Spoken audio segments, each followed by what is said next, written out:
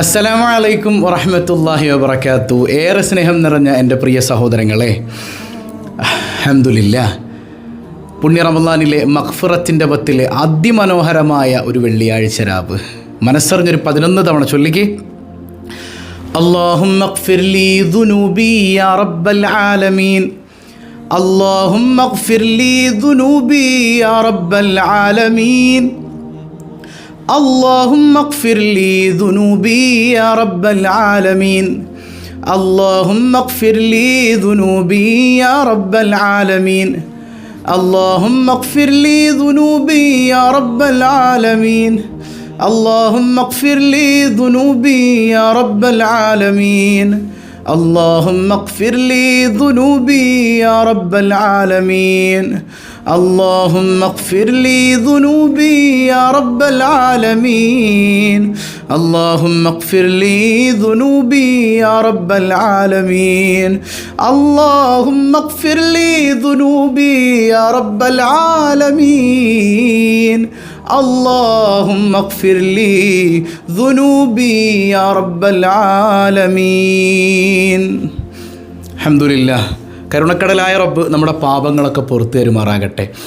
ഇന്നത്തെ ചറാവിയും വിച്ചറും മറ്റ് അമാലുകളും നോമ്പുകളും എല്ലാം അള്ളാഹു സ്വീകരിക്കുമാറാകട്ടെ.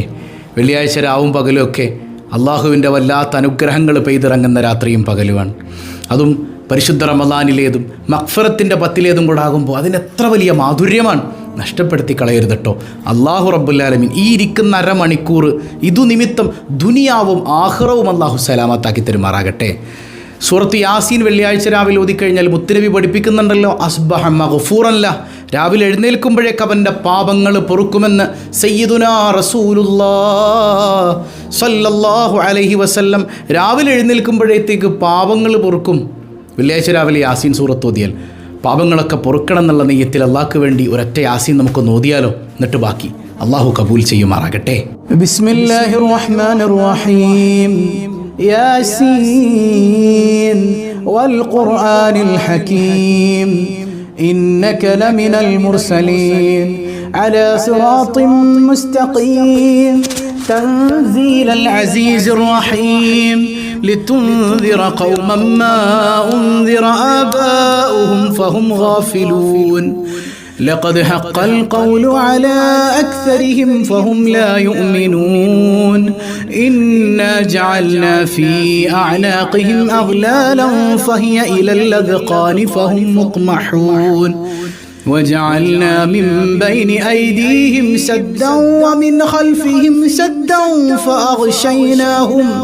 فأغشيناهم فهم لا يبصرون وسواء عليهم أأنذرتهم أم لم تنذرهم لا يؤمنون إنما تنذر من اتبع الذكر وخشي الرحمن بالغيب فبشره بمغفرة وأجر كريم إنا نحن نحيي الموتى ونكتب ما قدموا وآثارهم وكل شيء أحصيناه في إمام مبين واضرب لهم مثلا أصحاب القرية إذ جاءها المرسلون إذ أرسلنا إليهم 2 فكذبوهما فعززنا بثالث فقالوا إنا إليكم مرسلون قالوا ما أنتم إلا بشر مثلنا وما أنزل الرحمن من شيء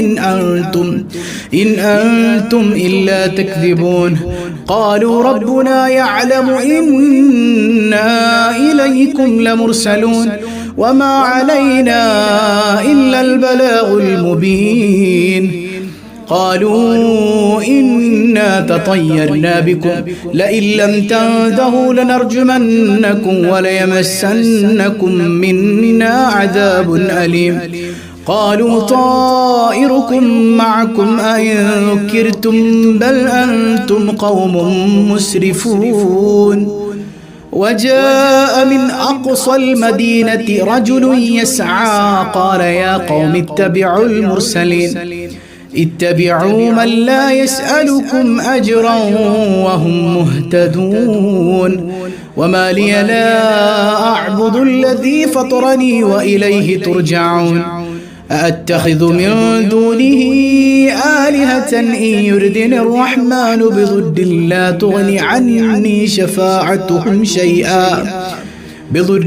تغني عني شفاعتهم شيئا ولا ينقذون إني إذا لفي ضلال مبين إني آمنت بربكم فاسمعون قيل ادخل الجنة قال يا ليت قومي يعلمون بما غفر لي ربي وجعلني من المكرمين وما أنزلنا على قومه من بعده من جند من السماء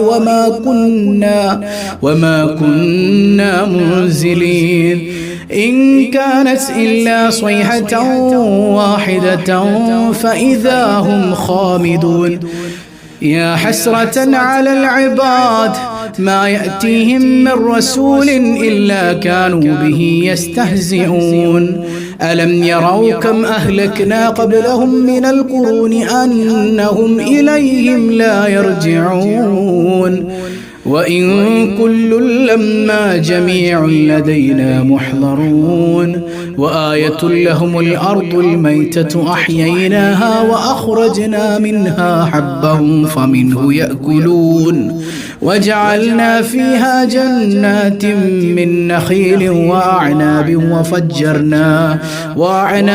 وفجرنا فيها من العيون ليأكلوا من ثمره وما عملته أيديهم أفلا يشكرون سبحان الذي خلق الأزواج كلها مما تنبت الأرض ومن أنفسهم ومما لا يعلمون وآية لهم الليل نسلخ منه النهار فإذا هم مظلمون والشمس تجري لمستقر لها ذلك تقدير العزيز العليم والقمر قدرناه منازل حتى عاد كالعرجون القديم لا الشمس ينبغي لها أن تدرك القمر ولا الليل سابق النهار وكل في فلك يسبحون وآية لهم أنا حملنا ذريتهم في الفلك المشحون وخلقنا لهم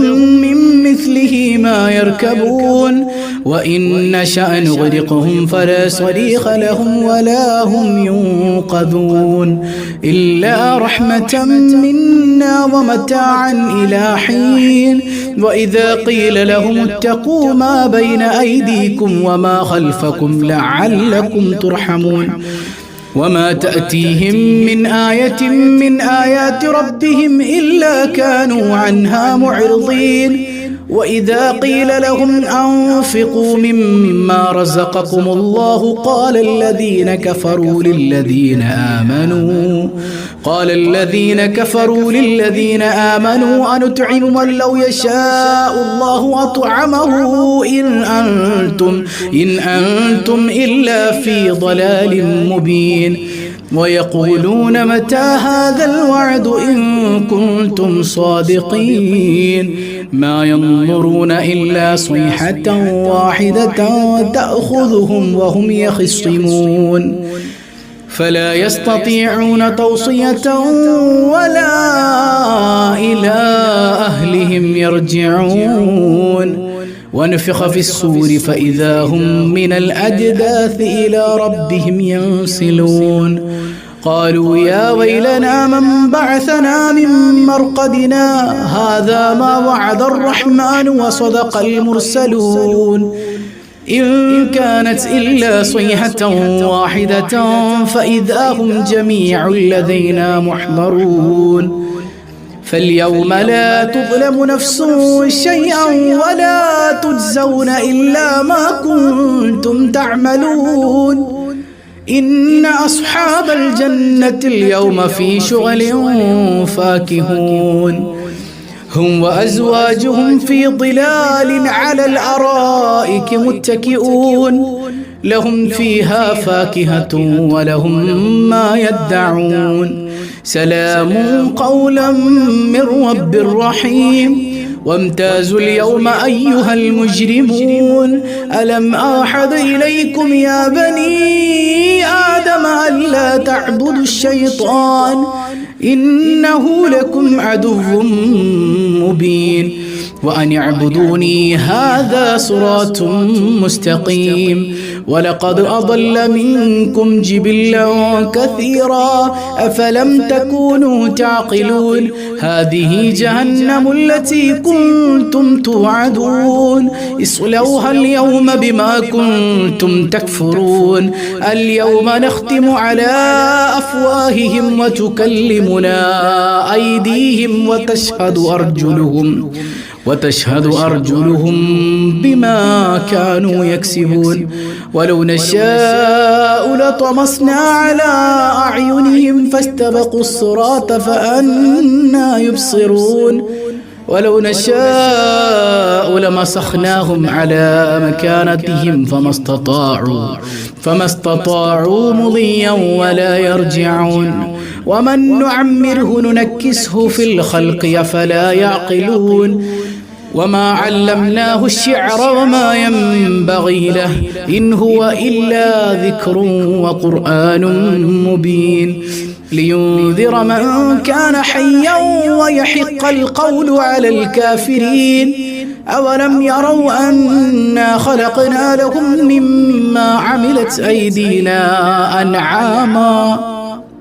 أنعاما فهم لها مالكون وذللناها لهم فمنها ركوبهم ومنها يأكلون ولهم فيها منافع ومشارب أفلا يشكرون واتخذوا من دون الله آلهة لعلهم ينصرون لا يستطيعون نصرهم وهم لهم جند محضرون فلا يحزنك قولهم إنا نعلم ما يسرون وما يعلنون أولم يرى الإنسان أنا خلقناه من نطفة فإذا هو خصيم مبين وضرب لنا مثلا ونسي خلقه قال من يحيي العظام وهي رميم قل يحييها الذي أنشأها أول مرة وهو بكل خلق عليم الذي جعل لكم من الشجر الأخضر نارا فإذا أنتم منه توقدون أوليس الذي خلق السماوات والأرض بقادر على أن يخلق مثلهم بلى وهو الخلاق العليم إنما أمره إذا أراد شيئا أن يقول له كن فيكون فسبحان الذي بيده ملكوت كل شيء وإليه ترجعون الحمد لله കരുണക്കടലായ അല്ലാഹുവേ സൂറത്തു യാസീൻ നീ സ്വീകരിക്കണേ തമ്പുരാനെ ഈ യാസീനിന്റെ ബറക്കത്ത് കൊണ്ട് ഞങ്ങളിൽ നിന്ന് സംഭവിച്ച പാപങ്ങളെല്ലാം നീ പുറത്തു നൽകണേ അല്ലാ. നമ്മളിപ്പോൾ അള്ളാഹിനോടുള്ള സ്നേഹത്തെക്കുറിച്ച് പഠിക്കുന്നുണ്ട് അല്ലേ? നമുക്ക് ഏറ്റവും ഇഷ്ടമുള്ളത് ആരെയാകണം? അള്ളാഹിനെ ആകണം. അള്ളാഹിനെ സ്നേഹിച്ചുകൊണ്ട് ഇപ്പോൾ നമുക്കൊരു കാമുകിയുണ്ട് അല്ലെങ്കിൽ കാമുകനുണ്ട്, അവൻ്റെ അല്ലെങ്കിൽ അവരുടെ പേരുകൾ ഇങ്ങനെ പറയുമ്പോൾ ഭയങ്കര സന്തോഷമായിരിക്കും. അള്ളാഹിൻ്റെ പേര് പറയുമ്പോൾ എത്ര സന്തോഷം ഉണ്ടാകണം. അള്ളാഹിനെ പ്രണയിച്ചുകൊണ്ട് അസ്മാഉൽ ഹുസ്ന നമുക്കൊന്ന് ചൊല്ലിയാലോ? എന്തും അള്ളാഹു തരുമെന്ന് പരിശുദ്ധ റസൂലുള്ളാഹി സ്വല്ലല്ലാഹു അലൈഹി വസല്ലം തങ്ങൾ പഠിപ്പിച്ചല്ലേ. അസ്മാഉൽ ഹുസ്ന നമുക്കൊന്ന് ചൊല്ലാം.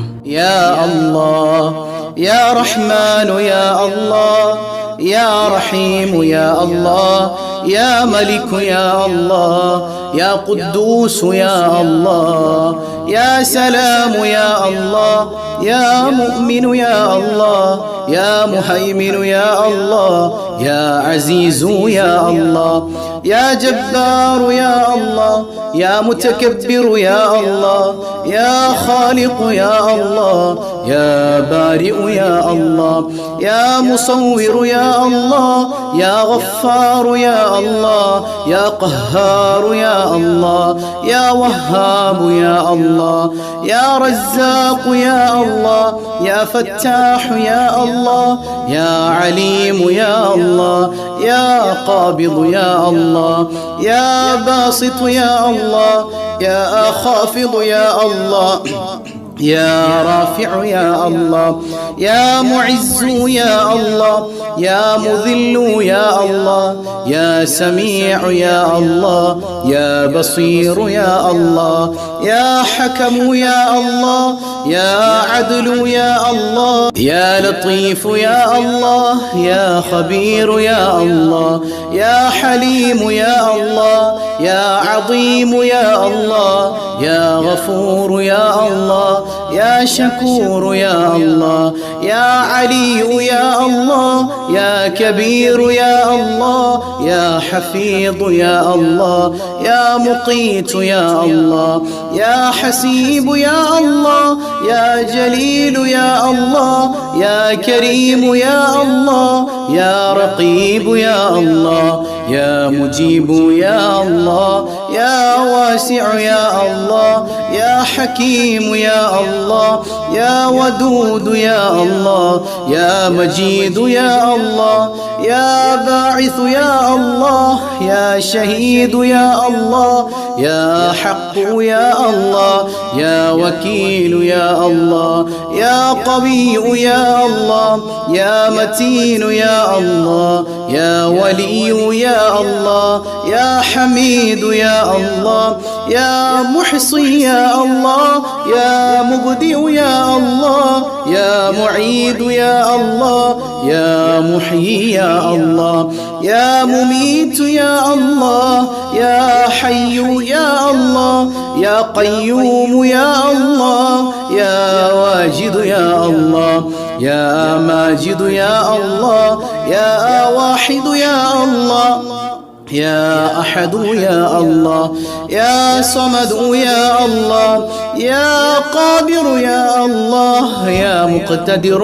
يا الله يا مقدم يا الله يا مؤخر يا الله يا أول يا الله يا آخر يا الله يا ظاهر يا الله يا باطن يا الله يا والي يا الله يا متعالي يا الله يا بر يا الله يا تواب يا الله يا منتقم يا الله يا عفو يا الله يا رؤوف يا الله يا مالك الملك يا الله يا ذا الجلال والإكرام يا الله يا مقسط يا الله يا جامع يا الله يا غني يا الله يا مغني يا الله يا مانع يا الله يا ضار يا الله يا نافع يا الله يا نور يا الله يا هادي يا الله يا بديع يا الله يا باقي يا الله يا وارث يا الله يا رشيد يا الله يا صبور يا الله الذي لم يلد ولم يولد ولم يكن له كفوا أحد. അൽഹംദുലില്ലാ, അല്ലാഹു കബൂൽ ചെയ്യുമാറാകട്ടെ. അവൻ്റെ നാമങ്ങളുടെ ബറക്കത്തുകൊണ്ട് നമ്മുടെ എല്ലാ പ്രയാസങ്ങളൊന്ന് നീക്കിത്തരട്ടെ, പാപങ്ങൾ പടച്ചോൻ പുറത്തു തരട്ടെ. സിഹർ കൊണ്ട് കണ്ണേറ് കൊണ്ട് ബുദ്ധിമുട്ടുന്നവർ, കടം കയറി ബുദ്ധിമുട്ടുന്നവർ എല്ലാവർക്കും അല്ലാഹു സലാമത്ത് കൊടുക്കട്ടെ. പിന്നെ വെള്ളിയാഴ്ച രാവും പകലും മുത്ത് ഹബീബ് സല്ലല്ലാഹു അലൈഹി വസല്ലം തങ്ങൾ നമ്മളെ നേരിട്ട് വീക്ഷിക്കുന്ന സമയമാണല്ലേ. അവിടുത്തെ തിരുനോട്ടത്തിന് ഈ സദസ്സ് അല്ലാഹു ഒരു കാരണമാക്കട്ടെ. നമുക്ക് ഇൻഷാ അല്ലാഹ് മുത്ത് ഹബീബ് സല്ലല്ലാഹു അലൈഹി വസല്ലം തങ്ങളുടെ അല്പം മദ്ഹ് ചൊല്ലിയിട്ട് മനസ്സറിഞ്ഞ് അല്ലാഹുവിലേക്ക് കൈ ഉയർത്തണം. മദ്ഹിൻ്റെ ബറക്കത്ത് കൊണ്ട് നമ്മുടെ ജീവിതത്തിലെല്ലാ ടെൻഷനും അല്ലാഹു നീക്കി തരുമാറാകട്ടെ. يا أكرم الخلق ما لمن نلوذ به سواك عند حلول للحديث العميم مولاي صل وسلم دائما أبدا على حبيبك خير الخلق كلهم.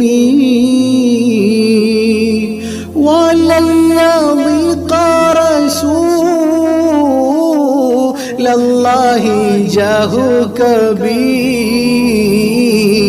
إذا الكريم تحالى باسمي منتقمي مولاي صل وسلم دائما أبدا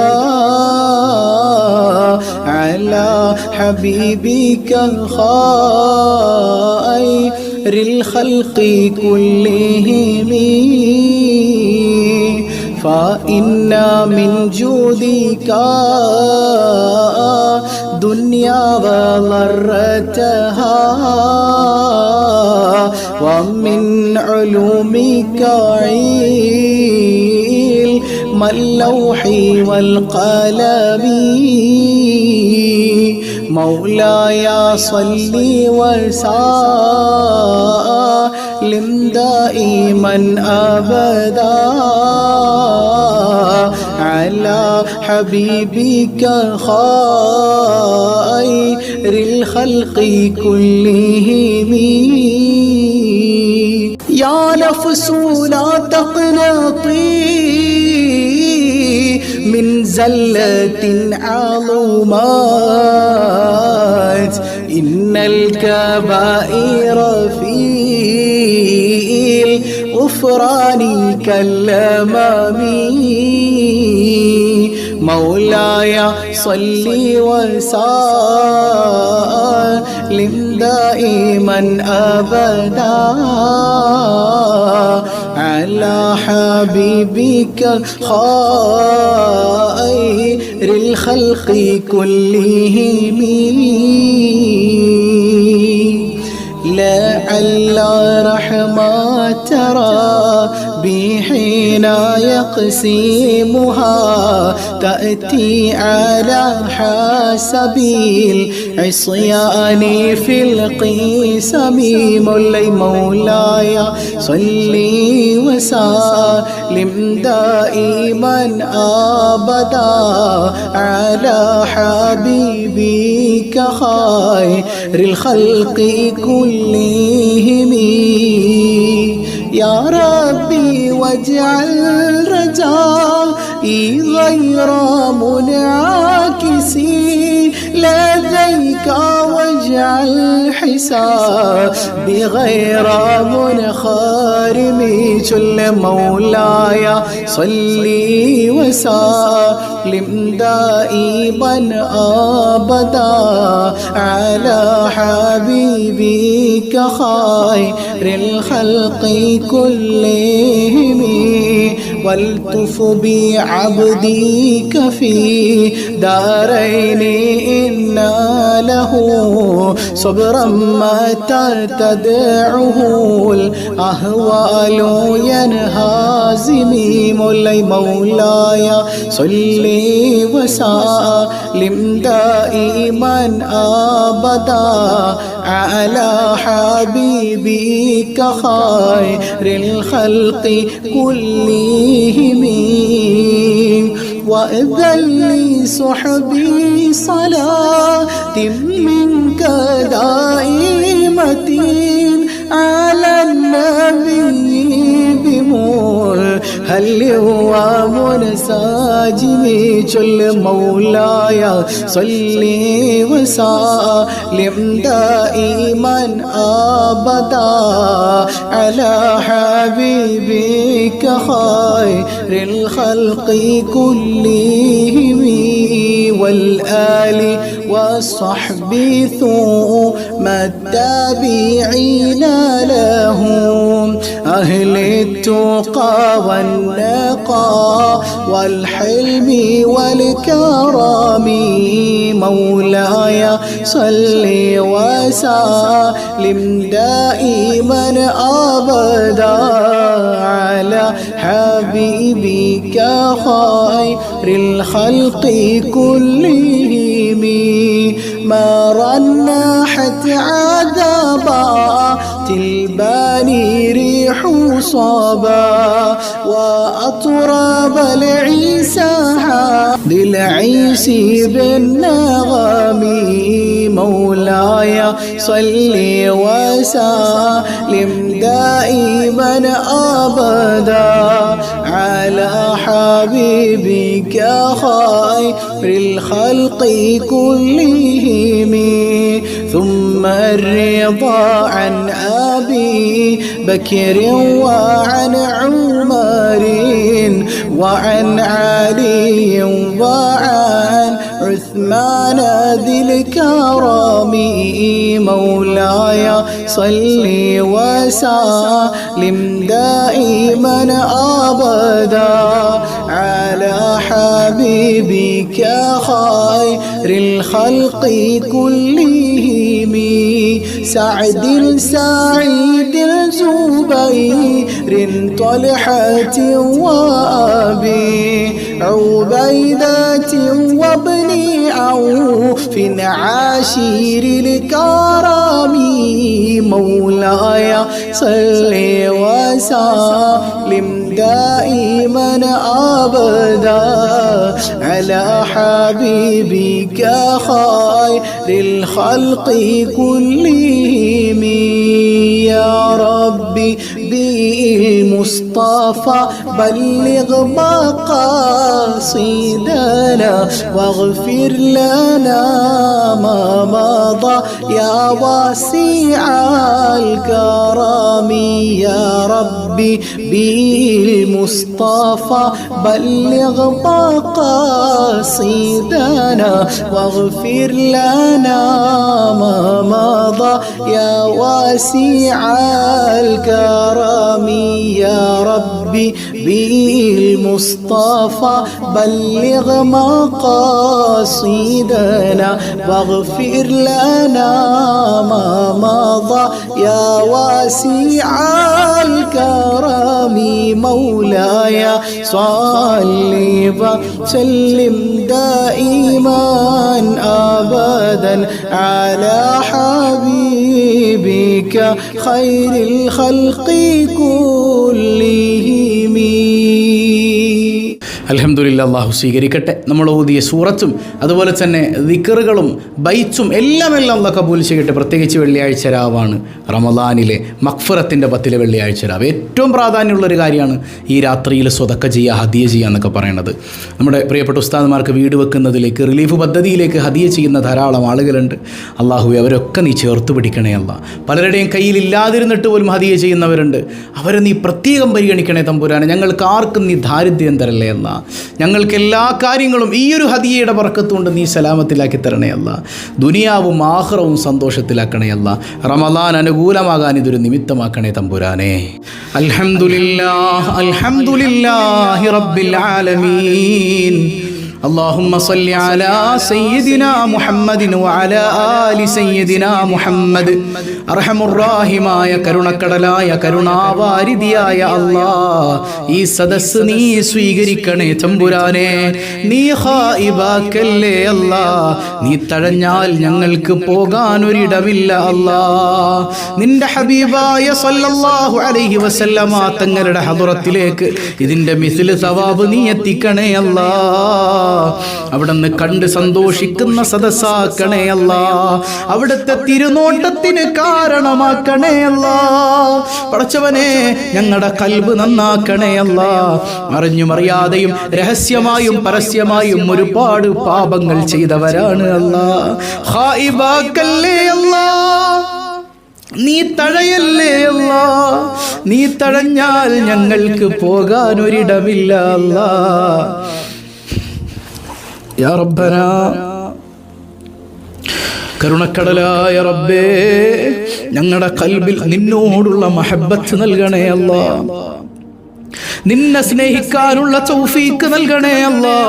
നിന്നെ പ്രണയിക്കാനുള്ള തൗഫീക്ക് നൽകണേ അല്ലാ. നിന്നെ കിട്ടാച്ച കൽബാക്കല്ലേ അല്ലാ. നിന്നെ കാണാച്ച കൽബാക്കല്ലേ അല്ലാ. പടച്ചവനെ, കിടന്നുറങ്ങിയിട്ട് ദിവസങ്ങളേറെയാ എന്ന് പറഞ്ഞവരുണ്ട്. സമാധാനത്തോടെ കിടന്നുറങ്ങാൻ തൗഫീക്ക് നൽകണേ അല്ലാ. യാ റബ്ബനാ, എത്രയെത്ര അസുഖബാധിതരാണ് ഞങ്ങളിൽ, കുടുംബക്കാരിൽ, മാതാപിതാക്കളിൽ, ബന്ധുമിത്രാദികളിൽ ദുആ കൊണ്ട് വസിയ്യത്ത് ചെയ്തവരിലുള്ളത്. ക്യാൻസർ തരല്ലയല്ല, ട്യൂമർ തരല്ലയല്ല, അറ്റാക്ക് തരല്ലയല്ല, മാരക രോഗങ്ങളെ തരല്ലയല്ല. എല്ലാവർക്കും നീ ശിഫാ കൊടുക്കണേയല്ല. അഡ്മിറ്റ് ആയവരുണ്ട്, സലാമത്ത് നൽകണേയല്ല. പ്രഷർ കൊണ്ട്, ഷുഗർ കൊണ്ട്, ആസ്മ കൊണ്ട്, ആമവാദം കൊണ്ട്, അതുപോലെ തന്നെ മറ്റു പല പ്രയാസങ്ങൾ കൊണ്ട് ബുദ്ധിമുട്ടുന്നവരുണ്ട്. പരിപൂർണ സൗഖ്യം നൽകണേയല്ല. ഈ മജ്ലിസിലേക്ക് ഹദിയകൾ ചെയ്തതിന്റെ ബറക്കത്ത് കൊണ്ട് എല്ലാ പ്രയാസങ്ങളെയും നീ ദൂരീകരിക്കണേ അല്ലാ. നീ ദൂരീകരിക്കണേ തമ്പുരാനെ. ഖൽബിന്റെ രോഗങ്ങൾക്ക് ശമനം നൽകണേ അല്ലാ. അസൂയയും കുശുമ്പും അഹങ്കാരവും നൽകല്ലേ അല്ലാ. യാ റബ്ബനാ, നിന്റെ ഹബീബിനോടുള്ള മഹബ്ബത്ത് ഖൽബിൽ തരണേ അല്ലാ. ഞങ്ങളുടെ ജീവനാക്കണേ അല്ലാ. ഖൽബിന്റെ കഷ്ണമാക്കണേ അല്ലാ. എല്ലാത്തിനുമുപരി റസൂലുള്ളാഹിനെ പ്രണയിക്കാൻ സല്ലല്ലാഹു അലൈഹി വസല്ലം ഞങ്ങൾക്ക് തൗഫീക്ക് നൽകണേ അല്ലാ. യാ റബ്ബനാ, ഞങ്ങളുടെ പൊന്നുമക്കളെ നന്നാക്കണേ അല്ലാ. ഇണകളെ നന്നാക്കണേ അല്ലാ. മദ്യപാനികളുണ്ട്, നേർവഴിയിലാക്കണേ അല്ലാ. സ്വാലിഹീങ്ങളാക്കണേ അല്ലാ. മയക്കുമരുന്ന് പോലത്തെ അപകടങ്ങളിൽ ഞങ്ങളുടെ സന്താനങ്ങളെ, ഇണകളെ നീ പെടുത്തല്ലേ അല്ലാ. എല്ലാവിധ പരീക്ഷകളിലും പരീക്ഷണങ്ങളിലും ഉന്നത വിജയം നൽകണേ അല്ലാ. പരീക്ഷകൾക്ക് നന്നായി പ്രിപ്പയർ ചെയ്യാൻ തൗഫീക്ക് നൽകണേ അല്ലാ. മാതാപിതാക്കളോട് അദബ് നൽകണേ അല്ലാ. ഇസ്സത്ത് നൽകണേ അല്ലാ. മക്കള് കാരണം നാണം കെടേണ്ട അവസ്ഥ നൽകല്ലേ അല്ലാ. നിന്റെ റഹ്മത്ത് ലഭിക്കുന്നവരിൽ പെടുത്തണേ അല്ലാ. മക്കളില്ലാതെ ഹോസ്പിറ്റലുകളിൽ കയറിയിറങ്ങുന്നവരുണ്ട്. സ്വാലിഹിങ്ങളായ സന്താനങ്ങളെ കൊടുക്കണേ അല്ലാ. ഗർഭിണികളുണ്ട്, സുഖപ്രസവം നൽകണേ അല്ലാ. പ്രയാസങ്ങളെല്ലാം ദൂരീകരിക്കണേ അല്ലാ. കരുണക്കടലായ കരുണാവാരിധിയായ റബ്ബേ, വിവാഹപ്രായമെത്തിയവരുണ്ട്, അനുയോജ്യരായ ഇണകളെ നീ നൽകണേ അല്ലാ. കല്യാണം ഉറപ്പിച്ചവരുണ്ട്, ഭംഗിയായി നടത്താൻ തൗഫീക്ക് നൽകണേ അല്ലാ. നീ തൗഫീക്ക് നൽകണേ അല്ലാ. ഖായിബാക്കല്ലേ അല്ലാ. നീ തഴഞ്ഞാൽ ഞങ്ങൾക്കാരുമില്ല അല്ലാ. നീയല്ലാതെ ഞങ്ങൾക്കാരുമില്ല അല്ലാ. തൊഴിലുകളിൽ ബറക്കത്ത് ചെയ്യണേ അല്ലാ. ജോലിയില്ലാതെ വിഷമിക്കുന്നവരുണ്ട്, ഖൈറായ തൊഴിൽ നൽകണേ അല്ലാ. പ്രവാസ ലോകത്ത് കിടന്ന് കഷ്ടപ്പെടുന്നവരുണ്ട്, സലാമത്ത് നൽകണേ അല്ലാ. വിസ സംബന്ധിയായി ലൈസൻസുമായി ബന്ധപ്പെട്ടൊക്കെ പ്രശ്നങ്ങൾ അനുഭവിക്കുന്നവരുണ്ട്, സലാമത്ത് നൽകണേ അല്ലാ. അന്യായമായി ജയിലിൽ കിടക്കുന്നവരുണ്ട്, മോചനം നൽകണേ അല്ലാ. മഅദനി ഉസ്താദിന് ശിഫാ കൊടുക്കണേ അല്ലാ. അങ്ങ് ഫലസ്തീനിലെ ഞങ്ങളുടെ പ്രിയപ്പെട്ട സഹോദരങ്ങൾക്ക് കാവലേകണേ അല്ലാ. ക്ഷമ നൽകണേ അല്ലാ. പടച്ചവനെ, അവരുടെ ഈമാനിന് മാറ്റുകൂട്ടണേ അല്ലാ. കരുണക്കടല കരുണാവാരിധിയായ റബ്ബേ, പടച്ചവനെ, സിഹറുകൾ, കണ്ണേറുകൾ കൊണ്ട് പ്രയാസപ്പെടുന്നവരുണ്ട്, ബാത്തുലാക്കണേ അല്ലാ. എല്ലാ പൈശാചികതകളിൽ നിന്നും മോചനം നൽകണേ അല്ലാ. ഹറാം കലരാത്ത ഹലാലായ സമ്പാദ്യം നൽകണേ അല്ലാ. കടക്കണിയിൽ പെട്ടുപോയവരുണ്ട്, മോചിപ്പിക്കണേ അല്ലാ. കടക്കാരനായി മരിപ്പിക്കല്ലേ അല്ലാ. മരിച്ചു മയ്യത്തായി കിടക്കുമ്പോ കടം തന്നവർ മയ്യത്തിന് വില പറയുന്ന ഗതികേട് നൽകല്ലേ അല്ലാ. പടച്ചവനെ, ഞങ്ങളുടെ സന്താനങ്ങളിൽ പലരും ദറസുകളിൽ, ഹിഫ്ള് കോളേജുകളിൽ പഠിക്കുന്നവരാണ്. നല്ല ഓർമ്മശക്തിയും ബുദ്ധിശക്തിയും മടിയില്ലായ്മയും നൽകണേ അല്ലാ. പടച്ചവനെ, ഖുർആൻ അനുകൂലമാകുന്നവരിൽ പെടുത്തണേ അല്ലാ. റമളാൻ അനുകൂലമാകുന്നവരിൽ പെടുത്തണേ അല്ലാ. പുത്തൻവാദികളിൽ പെട്ടുപോകുന്നതിൽ നിന്ന് കാവലേകണേ അല്ലാ. നിന്റെ ഔലിയാക്കളുടെ മദദ് നൽകണേ അല്ലാ. ഈമാൻ അനുകൂലമാക്കണേ അല്ലാ. യാ റബ്ബനാ, മരിക്കുന്നതിന് മുൻപ് കഅബാലയം തവാഫ് ചെയ്യാൻ, നിന്റെ ഹബീബിന്റെ റൗളയൊന്ന് സിയാറത്ത് ചെയ്യാൻ തൗഫീക്ക് നൽകണേ അല്ലാ. യാ റബ്ബനാ, നിന്റെ ഹബീബിനെ കനവിലൊന്ന് കാണാൻ വല്ലാത്ത കൊതിയുണ്ട് അല്ലാ. ഖായിബാക്കല്ലേ അല്ലാ, തട്ടിക്കളയല്ലേ അല്ലാ. ഹബീബിനെ കാണാത്ത കണ്ണെന്തിനാണ് അല്ലാ, ഹബീബിനെ കാണാത്ത കൽബെന്തിനാണ് അല്ലാ. അവിടുത്തെ കാണാനുള്ള ഭാഗ്യം തരണേ അല്ലാ. യാ റസൂലല്ലാഹ് ഉൻദുർ ഹാലനാ, യാ റസൂലല്ലാഹി ഇസ്മഅ ഖാലനാ, യാ റസൂലല്ലാഹി ഉൻദുർ ഹാലനാ, യാ റസൂലല്ലാഹി ഇസ്മഅ ഖാലനാ. കരുണക്കടലായ റബ്ബേ, ഹബീബായ തങ്ങൾ കണ്ട് സന്തോഷിക്കുന്ന സദസ്സാക്കണേ അല്ലാ. ഞങ്ങളിൽ നിന്ന് മരണപ്പെട്ട മാതാപിതാക്കൾ, ബന്ധുമിത്രാദികൾ പലരും ഇന്ന് ഖബറിലാണ്. മഗ്ഫിറത്ത് നൽകണേ അല്ലാ, മർഹമത്ത് കൊടുക്കണേ അല്ലാ. ജീവിച്ചിരിക്കുന്ന മാതാപിതാക്കൾക്ക് ആഫിയത്തുള്ള ദീർഘായുസ് കൊടുക്കണേ അല്ലാ. ഞങ്ങളാരെയും പെട്ടെന്ന് വിളിക്കല്ലേ അല്ലാ, പെട്ടെന്ന് വിളിക്കല്ലേ അല്ലാ. പടച്ചവനെ, നിന്റെ മുമ്പിൽ സമർപ്പിക്കാൻ അമലുകളില്ല അല്ലാ. കുഞ്ഞുങ്ങളെ യതീമാക്കല്ലേ അല്ലാ, കുഞ്ഞുമക്കളുടെ മയ്യത്ത് കാണേണ്ടി വരുന്നൊരവസ്ഥ നൽകല്ലേ അല്ലാ. പടച്ചവനെ, നാളെ മഹ്ശറിൽ വിയർപ്പിൽ മുങ്ങി കുളിച്ചു നിൽക്കുമ്പോ ആരാരും തുണയില്ലാത്ത സമയം, പൊന്നുമ്മക്ക് ഞങ്ങളെ വേണ്ട, ഉപ്പാക്ക് ഞങ്ങളെ വേണ്ട, ആരും ഞങ്ങൾക്കില്ലാത്ത സമയത്ത് നിന്റെ ഹബീബ്, എന്റെ തൊബീബ്, താജ്ദാരെ മദീന, സർവരെ ആലം, സർക്കാരെ ദു ആലം, നൂറേ മുജസ്സം മുഹമ്മദുർ റസൂലുള്ളാഹ് സല്ലല്ലാഹു അലൈഹി വസല്ലമ തങ്ങളുടെ ശഫാഅത്ത് നൽകണേ അല്ലാ. അവിടുത്തെ തിരുകരം കൊണ്ട് ഹൗദുൽ കൗസർ കുടിക്കാൻ ഭാഗ്യം നൽകണേ അല്ലാ. ഈ സദസ്സ് സ്വീകരിക്കണേ അല്ലാ. ദുആ കൊണ്ട് വസിയ്യത്ത് ചെയ്തവരുടെ വസിയ്യത്തുകൾ ഞാൻ മറന്നാലും നിനക്കറിയാമല്ലോ അല്ലാ. ഖബൂൽ ചെയ്യണേ അല്ലാ. റബ്ബനാ തഖബ്ബൽ മിന്നാ ഇന്നക അൻത السميع العليم وتب علينا إنك أنت التواب الرحيم واغفر ذنوبنا يا غفار المذنبين آمين برحمتك يا أرحم الراحمين. അള്ളാഹു കബൂൽ ചെയ്യപ്പെടും ഇൻഷാ അല്ലാഹ്. എല്ലാ ദിവസവും രാവിലെ 6 മണിക്ക് സ്വഭാവം ലെയറുണ്ട്. പിന്നെ വൈകുന്നേരം രാത്രിയിൽ നമ്മുടെ ഈ മജ്ലിസ്, പിന്നെ ഇടയിലുള്ള മജ്ലിസുകളിലൊക്കെ പങ്കെടുക്കുക, ഇൽമു പഠിക്കുക. ജീവിതം റമളാൻ അനുകൂലാകണം. അല്ലാഹു അതിനൊക്കെ തൗഫീഖ് ചെയ്യട്ടെ. നമ്മുടെ എല്ലാ ലക്ഷ്യങ്ങളും അല്ലാഹു പൂർത്തീകരിക്കട്ടെ. ബിഹഖി സ്വല്ലല്ലാഹു അലാ മുഹമ്മദ് സ്വല്ലല്ലാഹു അലൈഹി വസല്ലം, സ്വല്ലല്ലാഹു അലാ മുഹമ്മദ് സ്വല്ലല്ലാഹു അലൈഹി വസല്ലം. അല്ലാഹുമ്മ സ്വല്ലി അലാ മുഹമ്മദ് യാ റബ്ബി സ്വല്ലി അലൈഹി വസല്ലം. വസ്സലാമു അലൈക്കും വറഹ്മത്തുള്ളാഹി വബറകാതുഹു.